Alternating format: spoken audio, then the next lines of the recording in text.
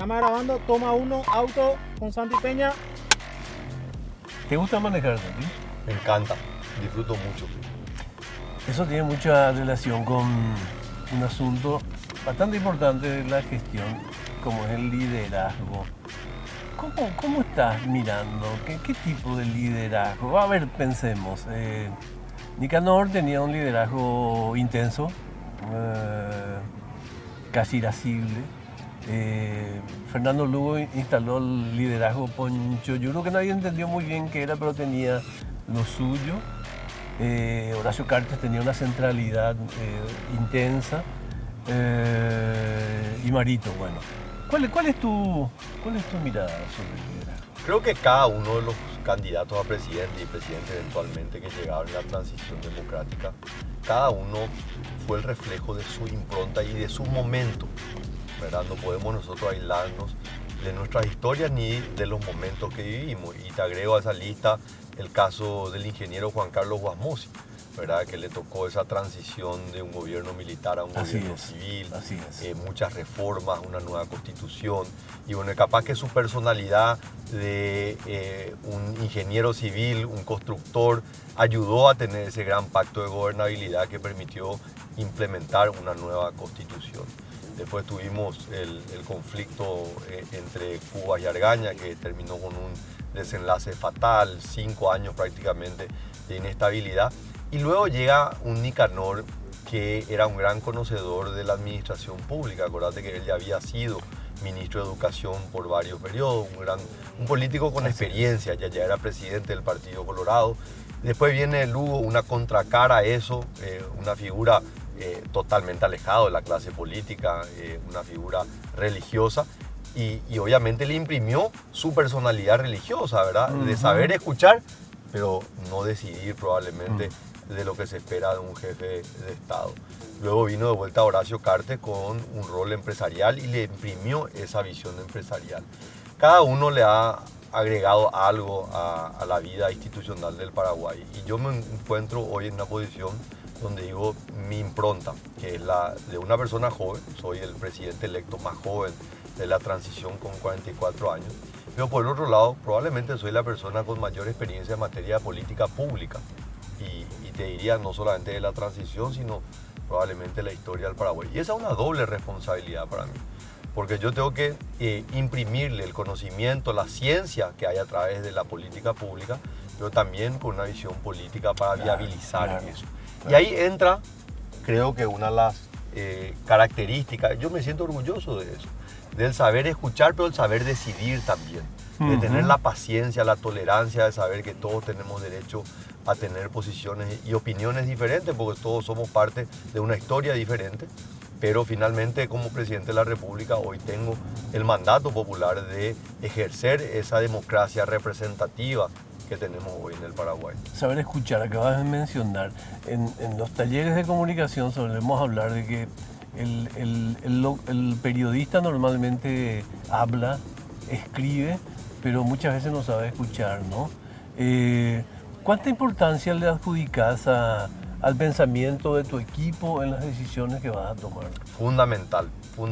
O sea, yo estoy rodeándome de gente con un pensamiento crítico, con una altísima preparación académica, pero también con conocimiento de calle. Para mí es un tema súper importante.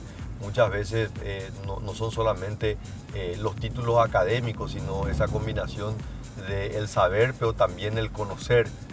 Y eso uno lo aprende en la calle. La escuela de la vida muchas veces es la escuela más importante. Así que busco una diversidad de pensamiento y de un pensamiento crítico, pero obviamente compartir una visión de país, de un país que ya fue grande, que quiere volver a ser grande, de una república con sus diferentes pesos y contrapesos que tiene un modelo republicano. O sea, en ese sentido no hay ninguna duda. Todos creemos que la democracia, por más imperfecta que sea, es por lejos el mejor sistema político. Tenemos que apuntar a las libertades, tenemos que apuntar a un Estado presente en aquellos roles que son fundamentales del Estado. Y luego, obviamente, tenemos aquellos que tienen capaz más experiencia en el campo político, otros más experiencia en el campo técnico, pero sí una visión muy amplia y con una visión de un gran rostro social que buscamos. Santi, tus padres, parado donde estás, presidente de la República, ¿qué sentís que le debes a ellos en relación a la construcción de todo este camino? Yo le debo todo a ellos, ¿verdad? O sea, mi familia, mis padres, hermanos, Leti, que ha sido mi gran compañera a lo largo de la vida, ¿verdad? Porque llevamos ya más de 26 años juntos. Yo no puedo disociar mi presente a lo que ha sido mi pasado y mi historia. Entonces, claro que pienso muchísimo en mi padre, un señor de 80 años que sigue trabajando día a día, que no es dueño de empresas, que no tiene estancias, que ha vivido su trabajo toda su vida y que ha cultivado un nombre. Nadie puede señalarle, más allá de que en la política vale todo y bueno, él ha estado también expuesto por mi decisión a que muchas veces se trate de manchar su nombre, pero puedo caminar con mucho orgullo, decir que mi padre es una persona honrada, honesta, una persona decente, es una persona apasionada como yo, que ama la historia, que es parte de una historia rica. Su padre fue un gran historiador, Manuel Peña Villamil. Claro. Escribió sobre la historia del Paraguay, sobre la historia de la diplomacia, sobre el Paraguay de Carlos Antonio López, el Paraguay de José Gaspar Rodríguez de Francia, el bisabuelo, el tatarabuelo, mi tatarabuelo, pero el bisabuelo de mi padre. Entonces, una familia de una rica historia, pero que cada uno tenemos la responsabilidad de escribir nuestro propio capítulo de esa historia. Así que realmente significa muchísimo. Mi madre, que también es probablemente de quien más he heredado el carácter, una luchadora, ama de casa, que crió a 3 varones, dificilísimo criar a 3 varones, pero ha sido realmente un pilar fundamental de la familia hasta hoy. Disfruto de ella y su pedido siempre es que mantenga los pies en la tierra. Ese es siempre su pedido constante. Y hablaste siempre de la contención de tu familia con la que convivís cotidianamente, ¿no? Tu esposa, tus hijos están siempre... ¿Son conscientes de también, aparte de todo, de tener un esposo y un papá presidente, de que este no es un camino fácil, Santi? Son conscientes. De alguna manera también la vida nos ha ayudado a prepararnos. Creo que el primer intento del 2017 fue muy aleccionador. Ninguno estábamos preparados, por más que yo me sentía capaz de enfrentar el desafío desde el punto de vista profesional, pero claramente no tenía la experiencia política. Lo mismo le pasó a Leti. Constanza, que tenía apenas 12 años, en ese entonces era una niña. Gonzalo, que estaba recién saliendo de la adolescencia con 20 años, claramente fue muy difícil para él, y ahora nos encontró a todos mucho más fuertes, ¿verdad? Gonzalo ya hoy casado, formando una familia, Constanza terminando el colegio, y Leti también en una posición diferente, ¿verdad? Pero en esto sabemos de la dificultad, lo hablamos constantemente, y bueno, cada uno, y formamos parte de un gran equipo, como decimos siempre. Tenemos toda la responsabilidad de apoyarnos entre todos. Es una pieza fundamental que está siempre presente. Nino, ¿ya pilló que sos presidente o ve nomás que las cosas cambiaron? No, Nino yo creo que es el más vivo de todo, ¿verdad? Nino, que parece una persona, un perro dulce, cariñoso, pero sabe cuándo mostrar los dientes. Creo que de alguna manera también él representa la personalidad de cada uno de nosotros, ¿verdad? Desde afuera parece un perrito muy dulce, pero en realidad es un gran guardián.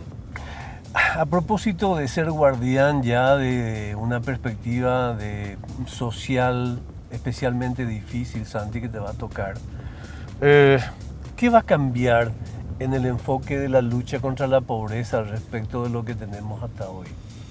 Creo que la dinámica que queremos imprimirle es: nosotros tenemos que hacer que el Estado sea mucho más eficiente.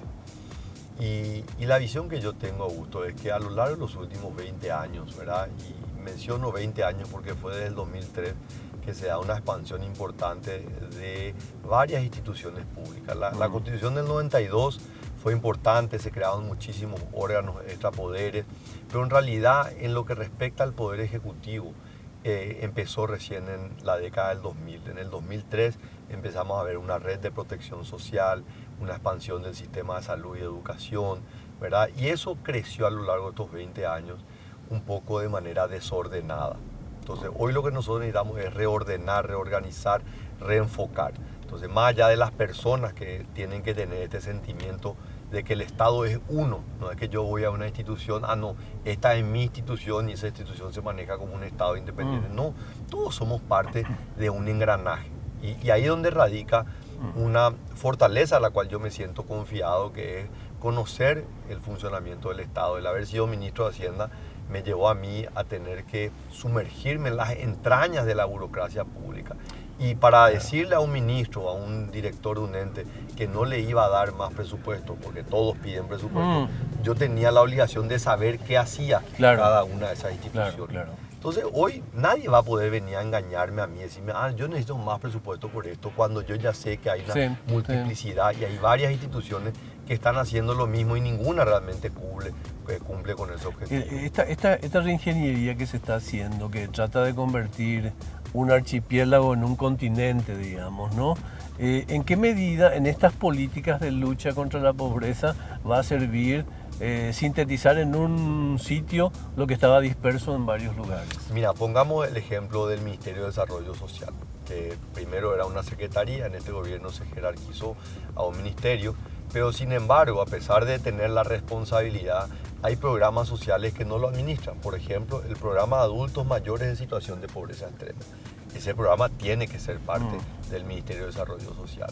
O el trabajo que hacen ministerios como el Ministerio de Agricultura y Ganadería, que es básicamente apoyo alimenticio para familias en situación de pobreza. O sea, hoy tenemos ministerios que están haciendo asistencialismo cuando el Ministerio de Desarrollo Social debería ser la única herramienta que hace el Estado para poder llegarle transversalmente a todos los sectores vulnerables. Entonces creo que ese es un ejemplo de cómo se puede ganar en eficiencia, para lo cual también las personas, no solamente darle el rol legal, sino también las personas que tengan la sensibilidad y también la jerarquía política para poder movilizar a otras instituciones del Estado. En educación elegiste el camino más difícil, pero el que tiene mayor consenso, volver a tener un ministro técnico después de 10 años del Paraguay. Sí, a mí me tocó personalmente trabajar en ese entonces con Marta Lafuente y quien es hoy, en paz descanse, una figura que reunía un gran consenso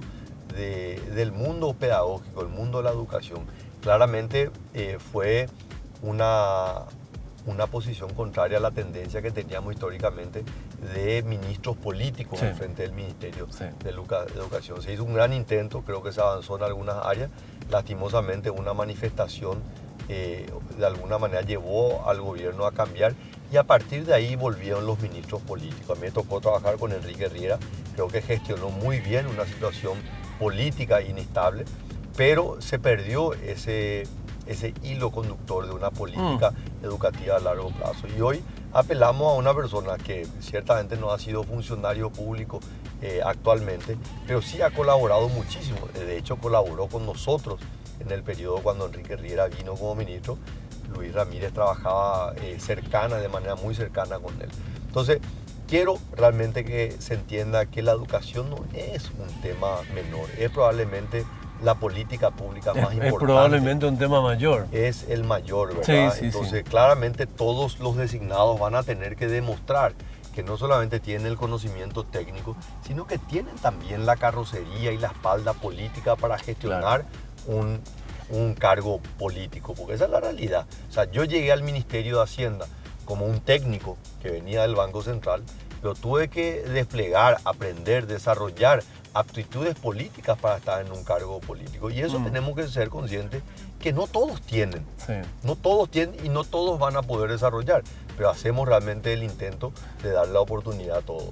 Es impostergable. O sea, el único cambio posible en Paraguay, mirando al futuro, es la educación, presidente. No hay duda de eso, ¿no? Y ahí también el concepto fue de armar un equipo, porque no solamente traer a Luis Ramírez como ministro, sino también poner a una persona como Federico Mora en lo que es la universidad, la educación superior, ¿verdad? Vos sabés que Federico fue un compañero mío en el Ministerio de Hacienda con el programa de becas Carlos Antonio López y trabajamos muchísimo en cómo mejorar el abordaje público a la educación terciaria. Así que él va a ser también un gran compañero y ya también demostrado ampliamente que tiene las aptitudes no solamente técnicas, sino también las aptitudes políticas para administrar intereses, porque de eso se trata. Todos tienen de alguna manera un interés y el actor político tiene que tener la capacidad de viabilizar políticamente lo que ordena técnicamente la teoría. Cuando hablabas en la campaña de plata en el bolsillo, yo no creo que haya sido una expresión populista, sino debería haber escondido algo, o sea, debería haber contenido algún tipo de propuesta concreta. Y en ese sentido te quiero preguntar, ¿cómo se pasa de una idea, un paradigma de que termina siendo un mal derrame a una política de buena irrigación? Es una expresión, en realidad, plata en tu bolsillo, es una expresión popular de algo que tiene una base científica que es incuestionable. El Paraguay ha avanzado a lo largo de los últimos 30 años. El Paraguay de hoy es un Paraguay mucho mejor que el que teníamos en la década de los 90. Pero a pesar de esos avances, no se siente eso en los sectores de menores ingresos. Entonces, esto es la crítica que hacemos todos, pero anteriormente yo la escuchaba mucho hacia mi gestión, que es, estamos cansados de escuchar la buena macro, pero que no llega al bolsillo de la gente, a la buena micro. Y tenemos que hacer todos un esfuerzo de tomar medidas que tengan en consideración el bolsillo de la gente. Porque la teoría del derrame, que es efectivamente la correcta, no es suficiente, es una condición necesaria, pero no es suficiente para hacer que realmente se sientan en el bolsillo de la gente. Tenemos que hacer más. ¿Y qué es hacer ese algo más? Mejorar el transporte público, porque si mejoramos el transporte público, la gente puede pasar más tiempo en su casa o más tiempo trabajando. Bajar el costo de la canasta básica, para lo cual tenemos que mejorar la gestión en Petropar, que se vuelve un actor importante en la política pública, no para distorsionar, no para subsidiar, sino para generar competencia en beneficio de los paraguayos. Lo mismo ocurre con el gas de uso doméstico. Todo esto contribuye a que el ciudadano pueda tener más plata en el bolsillo. Y por supuesto, la generación de 500.000 empleos va a hacer que haya circulante en la calle, y si hay circulante la gente va a tener más plata en el bolsillo. Ahora, lo del transporte me parece un tema relevante en el que detenernos de varios ítems existentes, porque fíjate que el transporte es tan irrigante que tenemos una postal de clase media, de personas que se ven obligadas a comprar, no sé, 2 vehículos en una casa, que salen juntos a trabajar, que salen a trabajar en 2 vehículos distintos, o 3 también, porque no existe un sistema de transporte público que pueda contener razonablemente. Es clave ese tema, Santi. Fundamental. ¿Y qué pasa con Taiwán al respecto de ello? Y Taiwán ofrece toda su experiencia, todo su conocimiento. Ahora, nosotros no podemos pretender que vengan a solucionar nuestros problemas de afuera. Hay una parte que tenemos que hacer nosotros. ¿Y qué es lo que hoy tenemos que hacer? Hoy tenemos que construir sobre los cimientos que venimos ya desarrollando. El billetaje electrónico es un gran avance. ¿Por qué? Porque no podemos planificar si no tenemos información. Hoy tenemos información. Hoy tenemos el uso, sabemos dónde está el tráfico, sabemos dónde no hay oferta, dónde la gente está esperando horas. Hay una situación donde hay muchas empresas, muchas de las cuales son deficitarias, porque las rutas ya no son rentables, porque el flujo migratorio de la ciudad se fue yendo hacia algunos polos de desarrollo en detrimento de otros. Entonces, hoy en base a esa información tenemos que sentarnos y plantear las nuevas rutas, los nuevos trayectos por los cuales. Y sobre eso nosotros podemos salir a plantear, ok, ahora vamos a renovar toda la flota, como lo hicimos en su momento, ¿verdad? Donde el Estado aportaba $30.000 y se quedaba con esos buses chatarra, ¿verdad? Que se convertían literalmente en chatarra.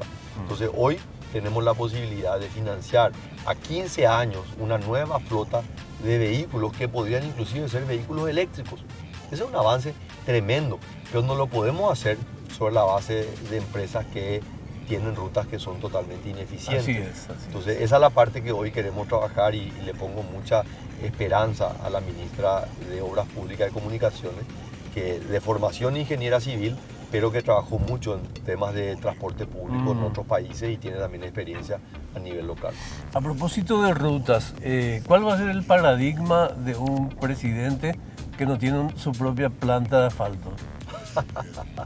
que vamos a poder tener una mirada más amplia del desarrollo, ¿verdad? Y que el asfalto es importante, pero no puede ser la prioridad el asfalto, ¿verdad? Creo que tenemos que rebalancear nuestra mirada sobre la inversión pública, agua y saneamiento, aclarando que no tengo ninguna empresa de agua y saneamiento, pero agua y saneamiento debería ser una prioridad. Creo que también en el acceso a la vivienda es un tema central. Tenemos un programa Cheroga Porá que creemos que puede ser realmente emblemático, así como lo fue en el Brasil el programa Mi Casa, Mi Vida, Claro, ¿verdad? claro. Que realmente ayudó en diferentes ámbitos, porque esto es mano de obra para la construcción, seguridad para los niños, ahorro para los padres, inclusión financiera, capitalización. Realmente hay innumerables, ¿verdad? Beneficios que se generan a través de una sola política, y hoy tenemos a disposición de alguna manera todas las condiciones para poder llevar adelante ese programa. Salud, caramba, un gesto de carácter tuyo, se interceptó un hecho de falta de empatía de una persona que seguro que valorabas, por lo cual la designaste. ¿Cuál es tu mirada al respecto del cómo debe ser Sí, la política? primero, mira, lamento mucho lo que ocurrió, la forma. Tengo el mayor de las consideraciones sobre el doctor Felipe González. Siempre admiré realmente el trabajo que hizo, la seriedad, la honestidad que todos reconocemos de él, su compromiso con la salud pública. Pero claramente nos encontramos en esta disyuntiva, ¿verdad? Donde unas de las declaraciones que pueden ser un poco desacertadas, ¿verdad? Y pueden ser en un ámbito técnico entendibles, pero en un ámbito público son muy difíciles que la ciudadanía pueda entender, principalmente aquellos que han sufrido una enfermedad o un pariente de una enfermedad. Pero eso me llevó a mí a tener que sumergirme todavía más en esta problemática, y la visión ahí es de poder no solo encontrar una persona al frente del ministerio, sino conformar un equipo que pueda trabajar en esto. La tarea es enorme, enorme. Podemos hablar horas de la gran problemática de salud y el desafío que tiene, pero estoy convencido que se puede. Nosotros podemos tener un mejor sistema de salud. Y ahí, similar como ocurre con el transporte público, la información es fundamental. Claro. Y el país que tiene probablemente uno de los mejores sistemas de información y que ya nos está ayudando es Taiwán, ¿verdad? Sobre la base de expandir un sistema de información de salud pública que hoy ya tienen 200 instituciones, nos van a permitir tener más y mejor información, y sobre esa base vamos a poder tomar más y mejores políticas públicas en el ámbito de la salud. Así que quiero simplemente en este tema, primero, lamentar lo que ocurrió, y segundo, decir que esto me llevó a mí a tomar la determinación de involucrarme personalmente en los temas de salud, que creo que son temas que hoy la ciudadanía está tremendamente preocupada. En toda la transición se ha visto una película repetida en todos los procesos constitucionales presidenciales. La distancia del vicepresidente, del presidente en algún momento de este camino. ¿Qué nos haría sospechar de que eso no va a pasar en tu caso? Y creo que hay algunos elementos que a todos, incluido a mí, me hacen augurar una gran gestión y una gran armonía, ¿verdad? El día que yo perdí las elecciones internas del 17 de diciembre del 2017, la persona que estaba a mi lado se llama Pedro Hércules Aliano. Era el presidente del partido, pero ya en ese entonces él se había constituido como un gran compañero, ¿verdad? Yo, una figura totalmente desconocida en la política, y él ya era presidente del partido, diputado, había sido gobernador, y fue tremendamente generoso conmigo, me arropó, así como muchos otros, ¿verdad? Pero Pedro, en esa imagen que hoy podemos mirar en retrospectiva, ¿verdad? En esa conferencia de prensa donde estaba yo con mi familia, donde Constanza, muy pequeña, estaba con los ojos llorosos, ¿verdad? En ese momento difícil. Recuerdo. Creo que refleja de alguna manera lo que empezamos a construir y lo que hemos hoy cosechado. ¿Qué es lo que hemos cosechado? Una relación que va mucho más allá de la política. Amistad, confianza, credibilidad, lealtad unos a otros. y nosotros nos presentamos como probablemente la primer chapa presidencial y vicepresidencial, que no somos simplemente la unión de espacios políticos o de votos. Nosotros somos un mismo espacio político, Claro. de un mismo partido, que queremos trabajar los próximos 5 años en conjunto.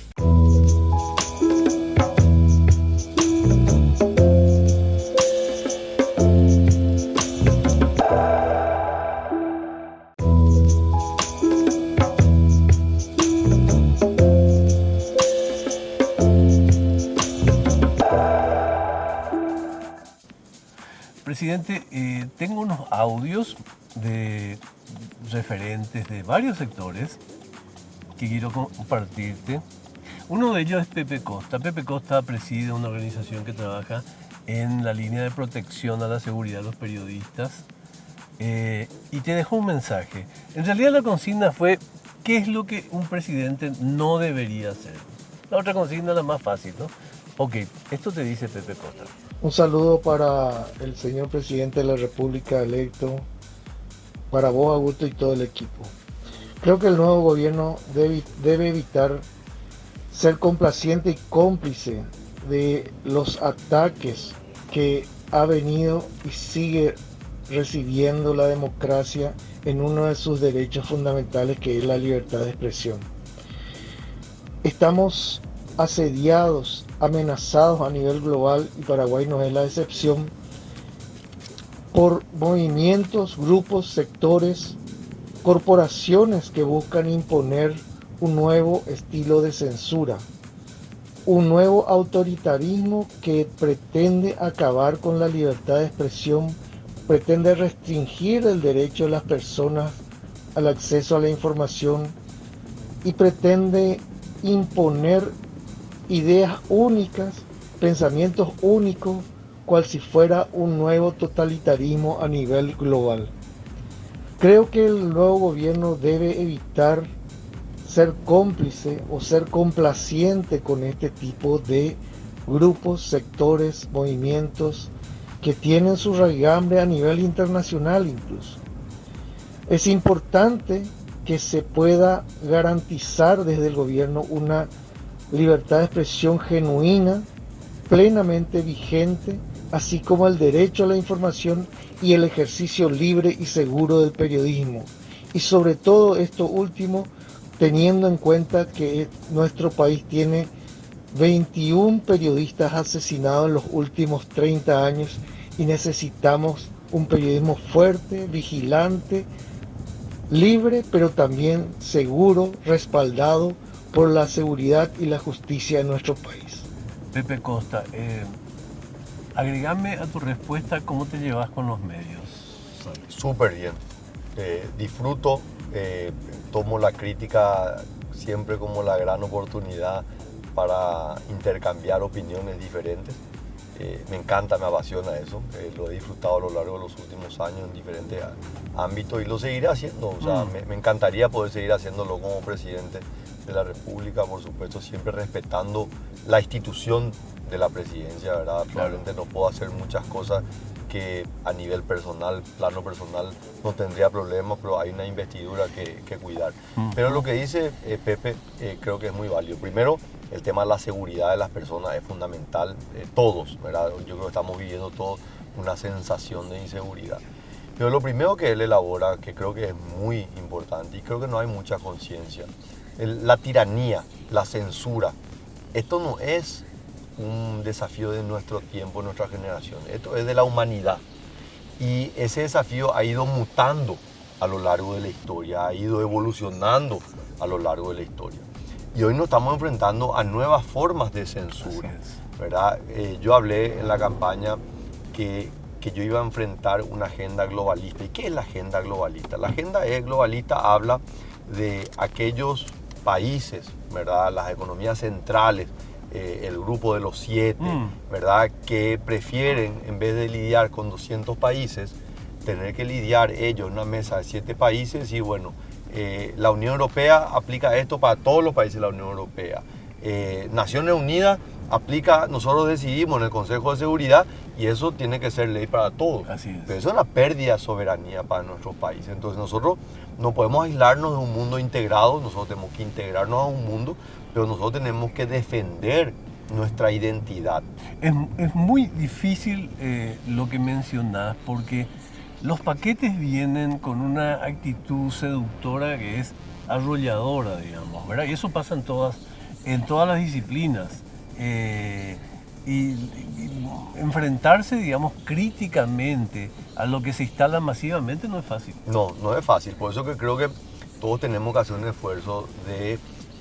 tenemos derecho a tener nuestras diferencias, pero el criticar por criticar es lo que lastimosamente le ha hecho mucho daño al Paraguay. Nosotros tenemos que evolucionar también como sociedad. En gran parte nosotros tenemos esta práctica, esta cultura de cazadores-recolectores. Así es. Yo miro el presente y no visualizo más allá de nuestra disputa política coyuntural, ¿verdad? Entonces nosotros tenemos que tener y tenemos que aprender. Creo que uruguayos hacen perfectamente bien, ¿verdad? Creo que Uruguay es el país que mejor lo hace. Cuando veíamos meses atrás o semanas atrás a un Lacalle Pou invitando a Pepe Mujica, a su padre, a Julio María Sanguinetti, ¿verdad? A un espacio de debate, presidentes de diferentes momentos, presidentes de diferentes espacios políticos. Yo creo que nosotros también tenemos que evolucionar en ese sentido. A propósito de presidentes, hay una foto que tiene una profundísima semiótica que lograste, la que saliste hace unos días con el presidente Lula. Pero más allá de la plástica de esa foto, parece confirmar una especie de tendencia de complementarse con el otro, con la otredad, con el distinto, porque nadie duda que no sos un presidente de izquierda y nadie duda que Lula no es un presidente de derecha. O sea, sin embargo, se los ve absolutamente complementados. ¿Cómo es esa historia? Fue probablemente uno de los grandes desafíos que yo me impuse. En esa visión que yo tengo de un Paraguay desarrollado, moderno, un Paraguay que avanza y que mejora la calidad de vida, tenemos que sacar al Paraguay el aislamiento, tenemos que integrarnos al Paraguay. ¿Y por dónde comienza ese proceso de integración? Comienza por la octava economía más grande del mundo, comienza por nuestro principal socio comercial, nuestro socio en un emprendimiento fenomenal como es la Itaipú Binacional.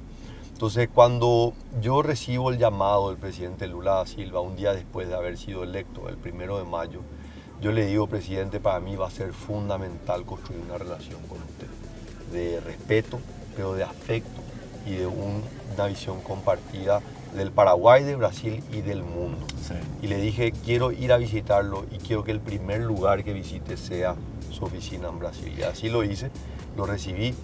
Y para mí es un desafío, una persona joven de 44 años, sin mucha experiencia, tener que enfrentar a un presidente que tiene casi 80 años, es presidente por tercera vez, o sea, realmente una figura que te puede gustar, puede estar más inclinado a la derecha, pero yo particularmente me autoimpuse algo. Yo no voy a mirar ni a la izquierda ni a la derecha, yo voy a mirar hacia adelante y qué es lo mejor para los paraguayos. Creo que ese discurso doctrinario o ese discurso ideológico, dogmático, le ha hecho mucho mal a la integración de las Américas. Entonces, él claramente le sorprendió mi posición muy pragmática en cuanto a Venezuela, en cuanto a otros países, y apostar a un proceso de integración. Y también claramente mi ánimo de poder ser respetuoso con cada uno y no entrar simplemente a concentrarnos en nuestras diferencias. Probablemente fruto de la falta de conciencia crítica que adolecemos. He visto cómo con tanta naturalidad debatimos en los medios, presidente. Por ejemplo, el tema de la hidrovía y los intereses de Estados Unidos y de China. El tema del recurso a agua dulce y los grandes intereses transnacionales. Y puedo asegurarte que no le dedicamos tanto tiempo ni espacio a debatir cuánto nos pertenecen la hidrovía y el agua dulce. O sea, ¿hay alguna idea al respecto de eso, de retrabajar esos valores, de poner en valor, como se suele decir, de plantar una bandera en relación a estos recursos? Sí, hablamos de eso y parte de una visión de cómo nosotros construimos un Paraguay que es un líder a nivel mundial y parte de una región que es líder a nivel mundial. El gran desafío de nuestra generación es cómo nosotros alimentamos a una población creciente, Sí. cómo nosotros le damos sostenibilidad a nuestro modelo de desarrollo. Y Paraguay, así como Brasil, Argentina y Uruguay, han sido países tremendamente bendecidos con la madre naturaleza, con recursos naturales abundantes.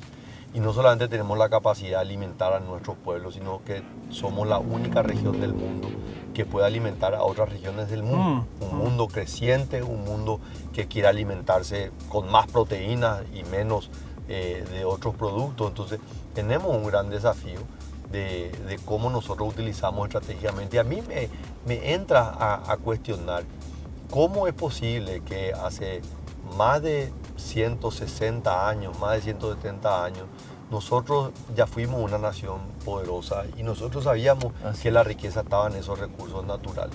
Cuando nosotros hablamos de la batalla de Nanagua y nosotros sabemos que en ese lugar hay probablemente uno de los mayores acuíferos de agua dulce, ¿verdad? Entonces tenemos realmente hoy que mirar la historia en lo que se ha defendido, ¿verdad? Claro. La batalla, diferentes batallas que se llevan adelante en el Chaco y en gran medida la defensa de estos grandes recursos naturales, incluido el agua. El presidente de la Unión Industrial Paraguaya tiene un mensaje para ti, presidente. A ver. El tiempo en función de gobierno es una variable limitada. No hay margen para la improvisación y tampoco para la renuncia al ejercicio del liderazgo en la gestión administrativa y política. Muy sencillo el presidente de la Pero UIP muy, y pero muy contundente. válido, pero muy y contundente, válido. Creo sí. que no podemos pedirle más tiempo a la ciudadanía. La ciudadanía realmente está enojada, está frustrada. Hay cerca de 1,5 millones de paraguayos que no se fueron a votar. Hay 700.000 paraguayos que eligieron a una persona que dijo que iba a incendiar el Congreso y que iba a eliminar todas las instituciones del Estado. O sea, lastimosamente yo no creo en ese modelo. Yo sí creo en un modelo que genere más resultados, que mejore la seguridad, que disminuya el costo de la canasta básica y que dé salud y educación a un pueblo que tiene ansias de poder progresar. Además, las demandas son demandas. O sea, el clima de demandas que existe cuando un gobierno ya se instala. Yo nunca me olvido una frase del presidente cuando me tocó trabajar en un gobierno. La frase correspondía a un cronista presidencial y dijo: pasó una semana y el país no cambió. O sea, ese es el nivel de urgencia que tienen las demandas, ¿no? Y hay que conjugar lo trascendente, lo estructural con lo urgente. ¿Cómo estás viendo lo que sucede en el Partido Liberal Radical Auténtico? Y miro con preocupación, porque lejos de un ánimo, digamos, de ver el corto plazo, creo que para la democracia un partido centenario como el Partido Liberal, que no pueda ser generador de nuevos talentos, que abundan en el Paraguay talento. La pregunta es, ¿a dónde está yendo ese talento? Y cuando nosotros vemos una ausencia de renovación, esta crisis política, que es una crisis, te diría, a nivel mundial, los partidos políticos están enfrentando crisis tremendas. Si nosotros miramos lo que ocurre en Perú, lo que ocurre en otros países, claramente es una crisis de partidos políticos. Nosotros dentro del Partido Colorado, y yo soy prueba de eso, el partido ha abierto las puertas, ha renovado. Si nosotros miramos los diputados, senadores, lo que han sido juntas municipales y juntas departamentales, gobernadores, muchos gobernadores jóvenes, muchos intendentes jóvenes. Entonces creo que claramente ha habido un proceso de oxigenación política que me gustaría ver en el otro partido también tradicional, me gustaría ver en otros espacios políticos. Por una razón muy simple y democrática, las internas. La riqueza de las internas del Partido Colorado es lo que marca la diferencia. Así mismo. Porque ¿verdad? es lo que le da músculos a un partido finalmente, ¿no? Totalmente. Cultura. Bernardo Neri Farina, escritor, también te dejó un mensaje, presidente. Soy Bernardo Neri Farina. Algo que no debiera de hacer el presidente Peña es relegar la cultura. No hay posibilidad de un crecimiento económico y social sustentable sin cultura colectiva en la ciudadanía. Solo progresan los pueblos cultos. Cultura colectiva, ¿eh? No estamos Sí. hablando de elites. Muy válido, ¿verdad? Y yo hago mucho hincapié sobre eso, que Paraguay, un Paraguay más desarrollado, un Paraguay más moderno, no puede hacerse de espaldas a nuestras tradiciones, a nuestra cultura. Creo que uno de los grandes activos que tenemos como sociedad es nuestras raíces guaraníes, ¿verdad? Más allá de que la población de pueblos originarios es una población pequeña, ¿verdad? Nosotros no podemos negar que en nuestra sangre y nuestra cultura está la cultura guaraní, ¿verdad? Creo que en eso hay una enorme fortaleza que nosotros la tenemos que preservar y tenemos que defenderla con muchísimo orgullo, ¿verdad? Sí. Nosotros de repente somos muy críticos, somos Sí. críticos con aquellos paraguayos que les cuesta expresar Sí. en español, pero Sí. finalmente son paraguayos que han tienen la crecido. riqueza del guaraní. Exactamente, y a mí me da una sana envidia, ¿verdad? Escucharla a muchos, ¿verdad? Que son capaces de expresarse en el idioma guaraní. Entonces nosotros tenemos que revalorizar, jerarquizar, o sea, el problema de expresión no es una cuestión idiomática, es una Sí. cuestión de la educación. Así mismo. Entonces nosotros no tenemos que diferenciar o no tenemos que confundir educación con cultura. Nosotros podemos tener un pueblo muy educado, pero que no tiene cultura. Así mismo, ¿Verdad? tal cual. Entonces yo sí creo firmemente en lo que dice Bernardo, que tenemos que nosotros cuidar ese aspecto y no creer que eso funciona nomás porque sí, hay que hacer que ocurra. Y políticas públicas. En los grupos mediáticos y en la oposición hay una especie de apuesta, digamos, de cuándo vas a romper con Horacio Cartes. Es casi una estrategia, ¿no? Esto de decir, Santi depende de Cartes para generar un efecto contrario, parece a veces. ¿Cuál es tu mirada sobre esa incitación? Y mira, primero que nada entender que es lógico que ellos quieran una división al interior del Partido Colorado, llámese al interior del movimiento o con otros movimientos del Partido Colorado, porque obviamente lo que se observó el 30 de abril fue realmente un resultado único, ¿verdad? Nunca antes el Partido Colorado había conquistado tantas gobernaciones, tantos cargos en el Senado y en Diputación, y obviamente eso en un modelo imperfecto, pero por lejos el mejor sistema político que es la democracia, fue un resultado devastador para ciertos sectores de la sociedad, principalmente de partidos políticos minoritarios. Así que creo que ellos tienen toda la razón para apelar a esa estrategia, pero nosotros seríamos muy tontos si creemos que ese es el destino que nosotros tenemos que seguir. Nosotros tenemos que seguir fortaleciendo en beneficio de todos los paraguayos, seguir trabajando con mucha tolerancia y con mucha dedicación sobre los grandes problemas, pero también tenemos que entender que para viabilizar todo lo que tenemos en mente para hacer, lo tenemos que hacer políticamente. Así y lo es. lógico hacerlo dentro del espacio político del cual nosotros representamos y a partir de ahí salir a buscar. Pero insisto, ¿verdad? Creo que no solamente la crítica desde los partidos de ciertos espacios políticos, pero también de cierto sector de la prensa, que le encantaría que nosotros estemos enfrascados en nuestras peleas internas y no dedicados a resolver los problemas de la gente. Hace pocos días en tu charla en Brasil, en tu presencia en Brasil, hablabas con un medio y te referías a este tan sobredimensionado y sobreactuado tema de las opciones, de las agendas controversiales, el matrimonio igualitario, etc. Y decías algo así como que la Constitución no lo permite definitivamente, por lo cual no está agendado, pero también decías que el derecho de las personas es una cuestión absolutamente innegociable para tu mirada política, presidente. Así mismo está en la misma Constitución, ¿verdad? La defensa sobre los derechos humanos y los derechos de las personas. Creo que también esto tenemos que entender, no tenemos que ser ingenuos, que hay agendas a nivel internacional, ¿verdad? Y lo que de repente es globalmente aceptado es domésticamente rechazado, ¿verdad?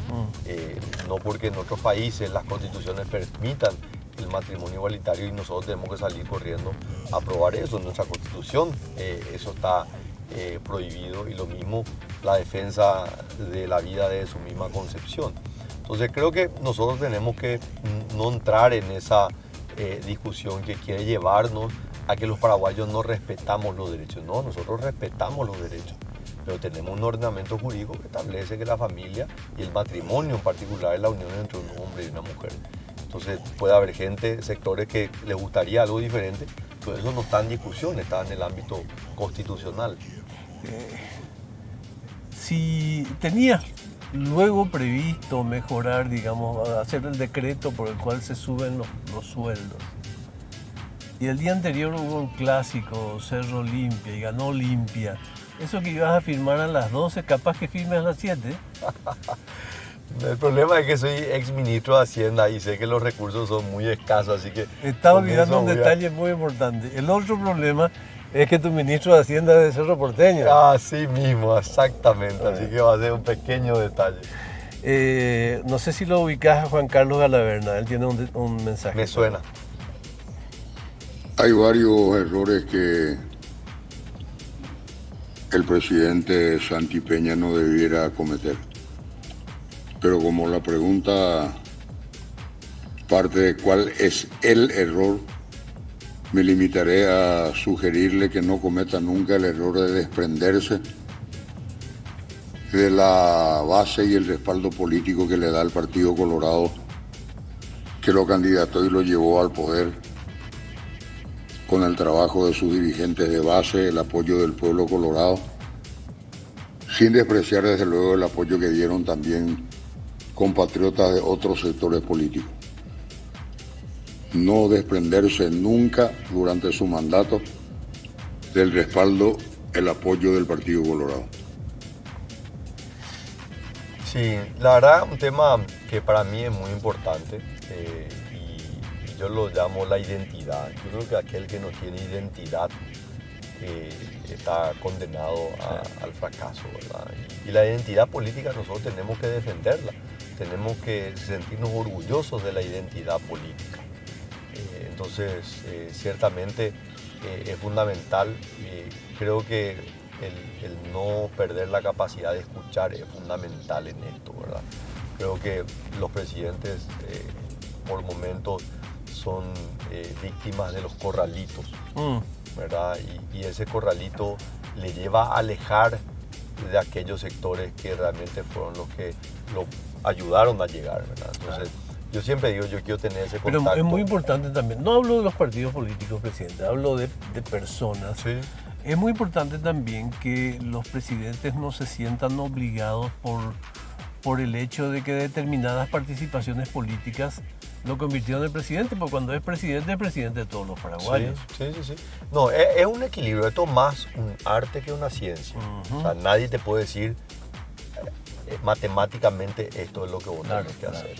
Este es el arte de gobernar, ¿verdad? Y claramente como aquel que trata de construir una palabra o un prestigio personal, y uno tiene que ser condescendiente con lo que uno dice y luego lo tiene que hacer, porque si yo traiciono a aquellos que me ayudaron, ¿qué indica que no le voy a traicionar a mis nuevos aliados? ¿verdad? Tal cual. Y por el contrario, yo me mantengo fiel a aquellos con los que trabajé inicialmente, y esa es una carta de presentación para el día de mañana, cuando tenga que construir una nueva alianza o un nuevo proyecto, ¿verdad? Así que creo que tenemos que acostumbrarnos a tener palabra y a cumplir esa palabra. Después tengo una última política.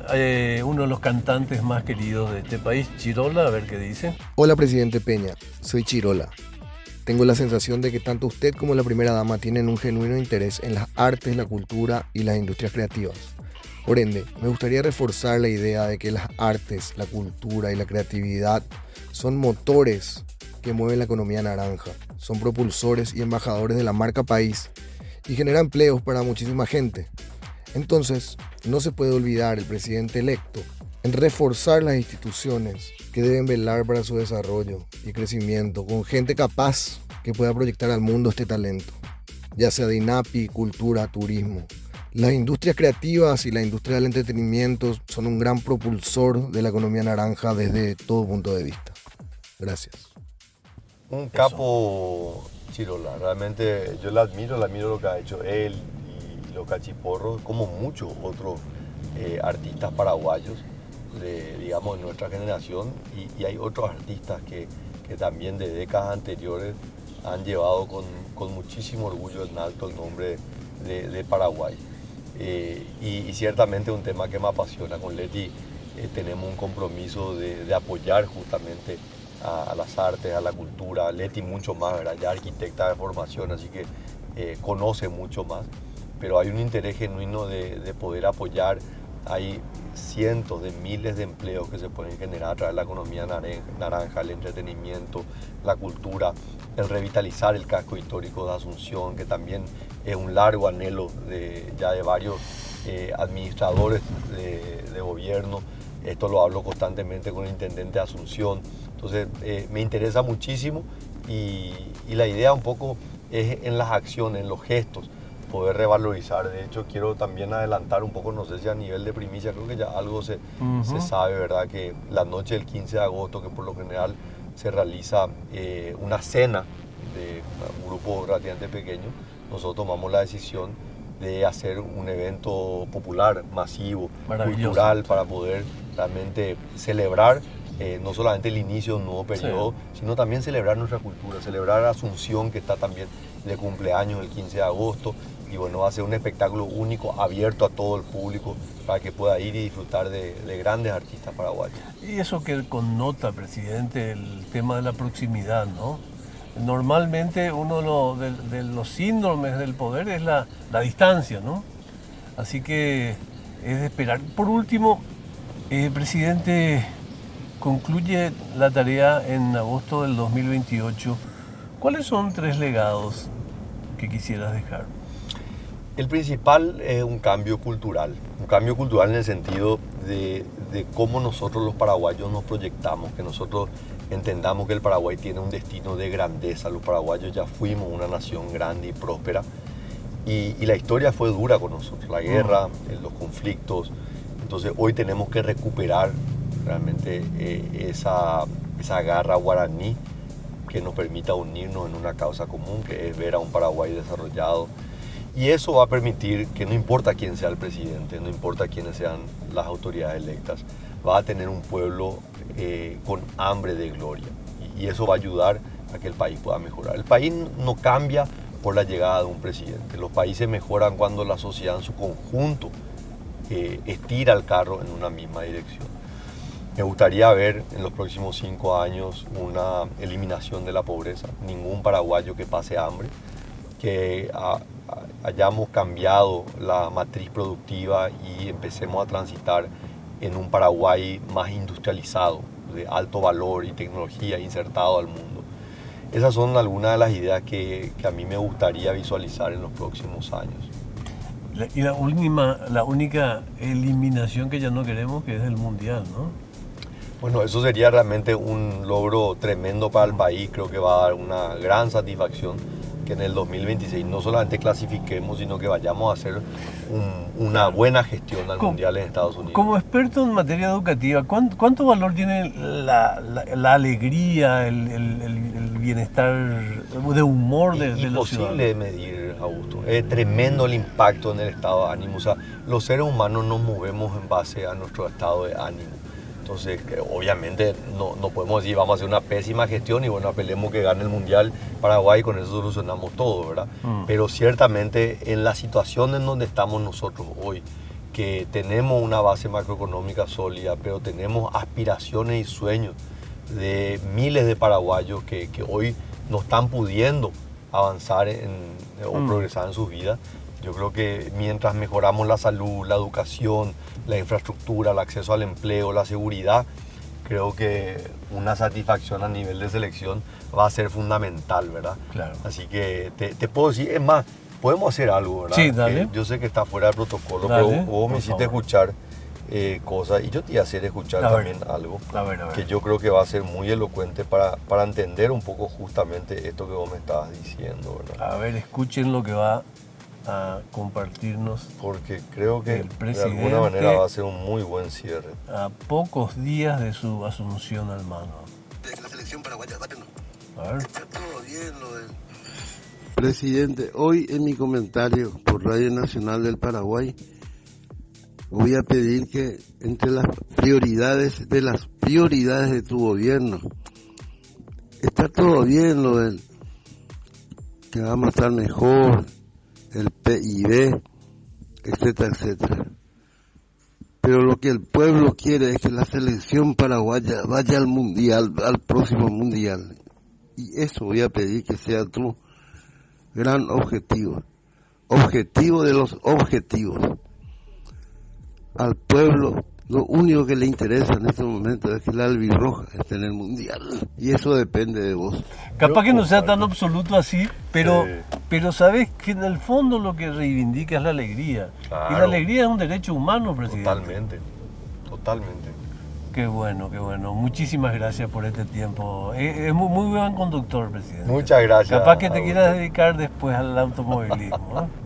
O alguna plataforma. Alguna plataforma. Muchísimas gracias. Muchas gracias, Augusto.